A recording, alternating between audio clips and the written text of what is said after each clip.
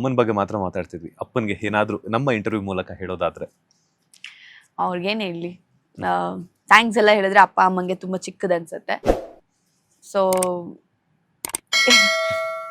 ಅಂದ್ರೆ ಏನ್ ಹೇಳ್ಬೋದು, ಐ ಲವ್ ಯು ಅಂತ ಹೇಳ್ಬೋದು ಅಪ್ಪಂಗೆ, ಇನ್ನೇನು ಹೇಳೋದಕ್ಕಾಗತ್ತೆ. ಬಿಕಾಸ್ ಪೇರೆಂಟ್ಸ್ಗೆ ಈಗ ನನ್ನ ತಂದೆ ವಿಷಯದಲ್ಲೂ ನಾನು ಯಾವಾಗ್ಲೂ ಹೇಳ್ತೀನಿ, ಇವಾಗ ಅವ್ರಿಗೆ ಏಜ್ ಆಗಿದೆ, ನಾನು ಅಮ್ಮ ಇಲ್ಲ, ಸೊ ವರ್ಕ್ ಮಾಡ್ಕೊಂಡಿದ್ದೆ, ಅಣ್ಣ ಇದನ್ ಜೊತೆಲಿ. ಬಟ್ ಇಲ್ಲಿವರೆಗೂ ನನ್ನ ತಂದೆ ಫೋನ್ ಮಾಡಿದಾಗ ಅವ್ರಿಗೆ ಹುಷಾರಿಲ್ದೆ ಜ್ವರದಲ್ಲಿ ಫೋನ್ ಮಾಡಿದಾಗ್ಲು ಫಸ್ಟ್ ಅವರು ನನಗ್ ಜ್ವರ ಇದೆ ಅಂತ ಅವ್ರು ಯಾವತ್ತೂ ಹೇಳಲ್ಲ. ನೀನ್ ಹೆಂಗಿದ್ಯಾ, ನನ್ಗೆಲ್ಲ ಓಕೆ ಇದ್ರೆ ಲಾಸ್ಟ್ ಅಲ್ಲಿ ಒಂದ್ ಮಾತು ಹೇಳ್ತಾರೆ, ಒಂಚೂರು ಹುಷಾರ್ ತಪ್ಪಿತ್ತು ಅಷ್ಟೇ. ಬಿಟ್ರೆ ಯಾವತ್ತೂವೆ ಓಕೆ, ಅಟ್ಲೀಸ್ಟ್ ಅವ್ರಿಗೆ ಒಂದು ಏಜ್ ಆಗಿದೆ ಅನ್ನೋ ಒಂದು ಇದಕ್ಕೂ ಅವರು ಎಲ್ಲೂ ಹೇಳಲ್ಲ. ಅಂದ್ರೆ ಯಾವತ್ತೂ ಒಂದಿನ ನೀನ್ ಇಲ್ಲಿ ಇರ್ಲೇಬೇಕು ಬರ್ಲೇಬೇಕು ಅನ್ನೋದನ್ನ ಅವ್ರು ಯಾವತ್ತೂ ಎಕ್ಸ್ಪೆಕ್ಟ್ ಮಾಡಿಲ್ಲ. ಐ ಥಿಂಕ್ ಆ ತರ ಒಂದು ಪೇರೆಂಟ್ಸ್ ನ ಪಡೆಯೋದಕ್ಕೆ ನಾನು ತುಂಬಾನೇ ಅದೃಷ್ಟ ಮಾಡಿದೀನಿ. ಇವನ್ ಅಂದ್ರೆ ತಾಯಿ ಹೋದ್ರು, ನನ್ ತಂದೆ ಆಗಿರ್ಬೋದು, ಈಗ ಎಷ್ಟೊಂದ್ ಜನಕ್ಕೆ ಬಂದ್ಬಿಡತ್ತೆ, ತಾಯಿ ತೀರ್ಕೊಂಡ್ಮೇಲೆ ಮಗಳು ಆ ಜವಾಬ್ದಾರಿ ತಗೊಂತಾ ಹೋಗ್ಬೇಕು, ಮನೆ ಜವಾಬ್ದಾರಿ ಆಗಿರ್ಬೋದು, ಮನೇಲಿ ಇರ್ಬೇಕು, ತಂದೆ ನೋಡ್ಕೋಬೇಕು. ನನ್ ತಂದೆ ಅವತ್ತಿಂದ ಇಲ್ಲಿವರೆಗೂ ಸರಿ ನಿನ್ ಕೆಲ್ಸ ಇದೆ ನೀನ್ ನೋಡು ಅಂದ್ರೆ ಇಲ್ಲಿವರೆಗೂ ಸಪೋರ್ಟ್ ಮಾಡಿದಾರೆ. ಬಿಟ್ರೆ ನಾನು ಹೇಳಿದ್ನಲ್ಲ, ಫೋನ್ ಮಾಡಿದ ತಕ್ಷಣ ಫಸ್ಟ್ ಕೇಳ್ಕೊಳ್ಳೋದು ನಾನ್ ಆರಾಮಿದೀನ. ಸೊ ನನ್ಗೆ ಆರಾಮಿಲ್ಲ ಅಂದ್ರೆ ಬೇಕಾದ್ರೆ ಎಷ್ಟು ದೂರದಿಂದನೂ ಬರಕ್ ರೆಡಿ ಇರ್ತಾರೆ. ಬಟ್ ಅವ್ರಿಗೆ ಏನೇ ಕಷ್ಟ ಆಗ್ತಿರ್ಲಿ ಅವ್ರು ಹೇಳಲ್ಲ.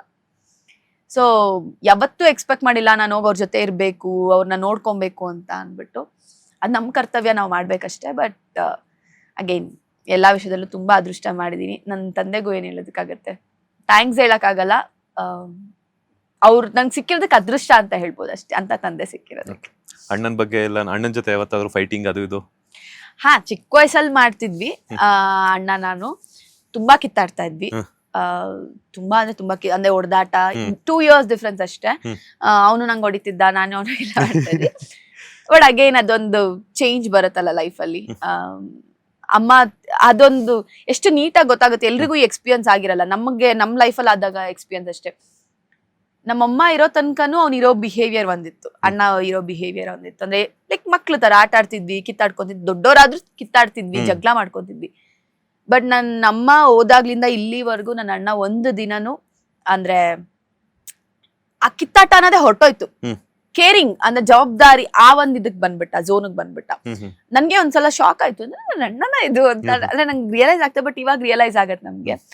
ಆ ಒಂದು ಮೂಮೆಂಟ್ ಇಂದ ಇಲ್ಲಿವರೆಗೂ ಏನ್ ಕಿತ್ತಾಡ್ತಿದ್ವಿ, ಇಲ್ಲ ಅವ್ನು ನನಗ್ ಬೈತಿದ್ದ, ಇನ್ನೊಂದು ಅದಿಲ್ವೇ ಇಲ್ಲ, ಆ ಒಂದು ಝೋನೇ ಇಲ್ಲ. ಇವಾಗ ಕಂಪ್ಲೀಟ್ಲಿ ಓಕೆ, ನನಗೆ ಏನಾಗ್ತಿದ್ಯಾ, ನಾನು ಆರಾಮಾಗಿದ್ದೀನ, ಕೇರಿಂಗ್ ಆ ತರ ಬಂದ್ಬಿಟ್ಟಿದೆ. ಸೊ ಆ ಬಾಂಡಿಂಗ್ ಕೂಡ, ಆ ವ್ಯಾಲ್ಯೂಸ್ ಏನನ್ನೋದು ಗೊತ್ತಾಗತ್ತೆ. ಅಣ್ಣನ ಮದುವೆ ಆಗಿದ್ಯಾ? ಇಲ್ಲ, ಏನು ಇಲ್ಲ. ಆದಷ್ಟು ಬೇಗ ನಿಮ್ಮ ಅಮ್ಮನ ತರಾನೇ ಇರುವಂತ ಹುಡುಗಿ ನಿಮ್ಮ ಅಣ್ಣನ್ ಸಿಗ್ಲಿ ಅಂತ ನಾನ್ ಕೇಳ್ಕೊಳ್ತೀನಿ.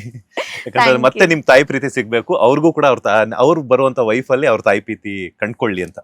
ಹೌದು, ನನ್ಗಿಂತ ಅವನಿಗೆ ಆತರ ಒಂದ್ ಹುಡುಗಿ ಸಿಕ್ಕಿ ಅವನಿಗೆ ಆ ಪ್ರೀತಿ ವಾಪಸ್ ಸಿಗ್ಲಿ. ಬಿಕಾಸ್ ಗಂಡ್ ಮಕ್ಳಿಗೆ ಯಾವತ್ತೂ ಅಮ್ಮ ಅನ್ನೋದು ಒಂಥರ ಅವ್ರು ತೋರ್ಸ್ಕೊಳ್ದೆ ಇದ್ರು ಆ ಒಂದು ಎಮೋಷನಲ್ ಅಟ್ಯಾಚ್ಮೆಂಟ್ ಬೇರೆನೆ ಇರುತ್ತೆ. ಸೊ ಅವ್ನಿಗೆ ಆ ಪ್ರೀತಿ ಸಿಗ್ಲಿ. ಏನಂತ ಕರೀತಾರ ಪ್ರೀತಿಯಿಂದ ಅಣ್ಣನ್ಗೆ? ಅಣ್ಣ. ಅಣ್ಣ.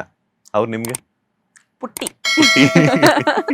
ಓಕೆ, ಮುದ್ದು ಅಣ್ಣನ ಪುಟ್ಟಿ. ಹೌದು, ಅವ್ನು ಚಿಕ್ಕ ವಯಸ್ಸಿನ ಪುಟ್ಟಿ ಅಂತ ಕರೀತಾನೆ. ಲೇಟೆಸ್ಟ್ ಹಾಗೂ ಇಂಟ್ರೆಸ್ಟಿಂಗ್ ಸುದ್ದಿಗಳಿಗಾಗಿ ಬಾಸ್ ಟಿವಿ ಕನ್ನಡ ಚಾನೆಲ್ನ ಸಬ್ಸ್ಕ್ರೈಬ್ ಮಾಡಿ, ಹಾಗೆಯೇ ಬೆಲ್ ಐಕಾನ್ ಪ್ರೆಸ್ ಮಾಡಿ. ಇದರ ಜೊತೆಗೆ ಫೇಸ್ಬುಕ್, ಇನ್ಸ್ಟಾಗ್ರಾಮ್, ಎಕ್ಸ್ ನಲ್ಲೂ ಮಿಸ್ ಮಾಡದೆ ಫಾಲೋ ಮಾಡಿ.